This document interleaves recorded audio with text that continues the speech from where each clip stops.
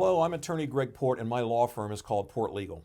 And today we're going to talk a little bit about what happens when someone passes away without a will. When someone does pass away without a will, that's called intestate. Intestate is from the Latin root word meaning no testimony.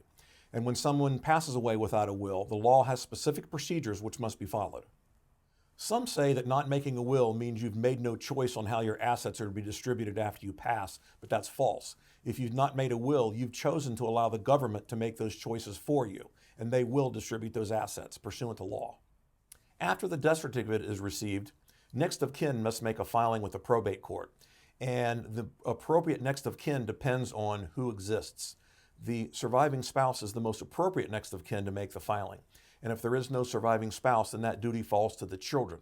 If there is no surviving spouse and no children, then the duty falls to the parents of the deceased. If there are no parents alive at the time, then it falls to the brothers and sisters of the deceased. If there are none of those alive, then it falls to the grandparents. And if no grandparents are alive, then it would be next of kin defined in the law as any lineal descendants of the grandparents.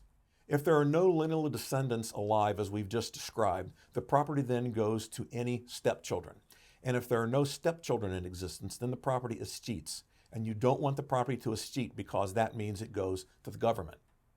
After the family decides who's the most appropriate next of kin to make the filing, the next step is either to hire a probate attorney or acquire the forms from the local probate court and have the administrator make the filings themselves.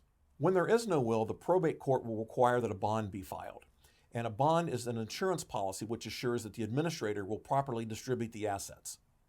The initial intestate court filing will include the death certificate, request by the administrator to be appointed, identification of all next of kin, proof of the posting of bond, and any other documents required by the local probate court.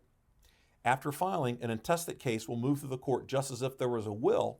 However, the court may have additional requirements such as making sure there's permission to sell certain assets. This process can seem complicated, but with competent counsel it can smooth things out considerably.